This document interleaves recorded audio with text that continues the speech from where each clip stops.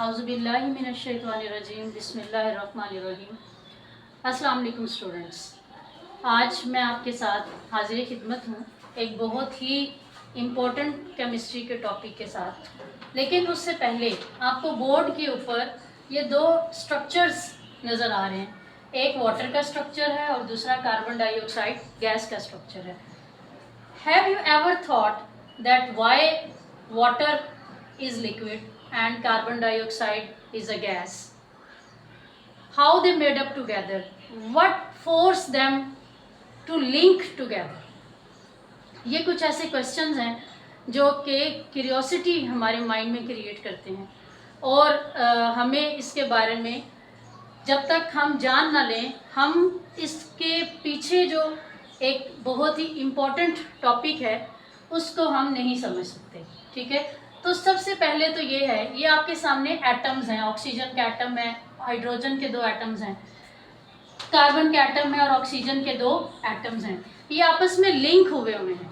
इस लिंक को हम क्या कहते हैं, इस लिंक को हम समझने की कोशिश करेंगे और जिस लिंक ने इनको होल्ड किया हुआ है उस होल्डिंग पावर का नाम क्या है? उस होल्डिंग पावर का नाम है केमिकल बॉन्डिंग। अब केमिकल बॉन्डिंग जो है, सबसे पहले आपने इसकी जो डेफिनेशन है उसको आपने खुद बनाना है। आपने डेफिनेशंस को कभी भी रटे नहीं लगाने। और अगर आप कोई भी टॉपिक जब आप याद करने लगते हैं, अगर उसकी सिर्फ हेडिंग को आप थोड़ी सी अगर आप तवज्जो के साथ पढ़ लें तो आपके लिए इसको समझना बहुत ज़्यादा इजी हो जाएगा। जैसा कि फ़र्ज़ करें, अगर यहाँ पे ये दो लफ्ज़ लिखे हुए हैं, केमिकल एंड बॉन्डिंग। बॉन्डिंग जो है इंग्लिश का लफ्ज़ है और बॉन्डिंग का मतलब क्या है? बॉन्डिंग का मतलब है अट्रैक्शन। जैसा कि आप इंग्लिश में सेंटेंसेस बनाते हैं, जी बॉन्डिंग का सेंटेंस बनाए, I have a very strong bonding with my mother, with my father. ठीक है, तो इसका मतलब यहाँ पे क्या हुआ? Bonding means attraction.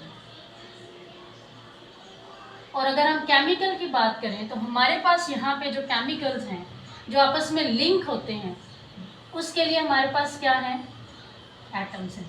तो अब अगर आपसे मैं कहूँ कि आप मुझे इन दो वर्ड्स की मदद से केमिकल बॉन्डिंग की डेफिनेशन बनाकर दिखाएं, तो ये बहुत ही ज़्यादा आसान है। आप किस तरह से इसकी डेफिनेशन खुद बना सकते हैं? Chemical bonding is a force of attraction that holds, that joins atoms together. Simple. इन दो वर्ड्स की मदद से आप केमिकल बॉन्डिंग की डेफिनेशन को खुद से क्रिएट कर सकते हैं। Power of attraction that holds atoms together is known as chemical bonding. Chemical bonding की डिफरेंट टाइप्स हैं, लेकिन टाइप्स को समझने से पहले सबसे पहले ये जानना ज़रूरी है कि why do atoms join? Why? क्यों ऐसा करना एटम्स के लिए क्यों ज़रूरी है? आप ये देखिए, हमारे इर्द गिर्द एटम जो है, ये आप सबको पता होगा कि टाइनी इनविजिबल पार्टिकल्स हैं that we can not see with our naked eye. ठीक है, लेकिन जब ये एटम्स आपस में मिलते हैं तो हमारी इर्द गिर्द जितनी भी हम चीज़ें देखते हैं, नमक से लेकर जो हम खाते हैं, पानी जो हम पीते हैं, उस तक एटम्स ज्वाइन होते हैं तो हमारे पास मॉलिक्यूल्स और कंपाउंड्स बनते हैं। एटम्स ज्वाइन होते क्यों हैं? एटम्स ज्वाइन होते हैं खुद को स्टेबल करने के लिए। अब स्टेबिलिटी का रूल क्या है एटम्स के लिए? कोई भी एटम जो है, ये एक रूल आप लोगों ने पढ़ा होगा, ऑक्टेट रूल और डुप्लेट रूल। ठीक है, ऑक्टेट से आप याद रखें कि ये किसको डिनोमिनेट कर रहा है? ये 8 को कर रहा है। और डुप्लेट जो है डबल से है, यानी कि 2। इसका मतलब क्या हुआ कि कोई भी एटम जो है वो अपने आप को स्टेबल करने के लिए केमिकल बॉन्डिंग करता है अगर उसके वैलेंस शेल में, वैलेंस शेल से क्या मुराद है? आउटर मोस्ट शेल, अगर किसी भी एटम के आउटर मोस्ट शेल में 8 इलेक्ट्रॉन्स हैं या 2 इलेक्ट्रॉन्स हैं तो हम कहेंगे कि ये एटम स्टेबल है।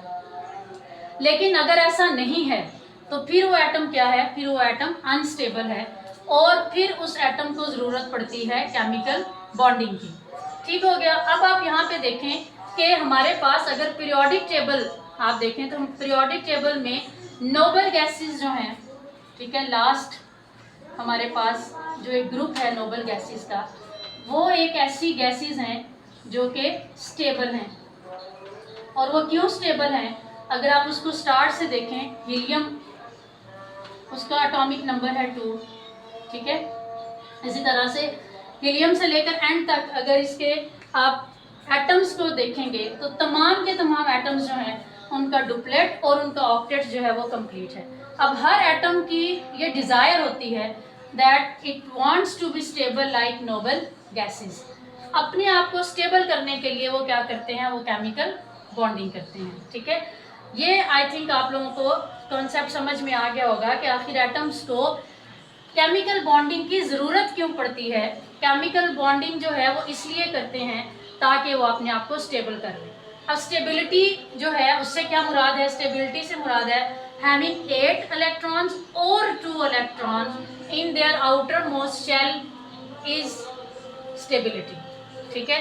और ये हमारे पास पीरियोडिक टेबल में सिर्फ और सिर्फ नोबल गैसेस का एक ग्रुप ऐसा है जो कि स्टेबल है।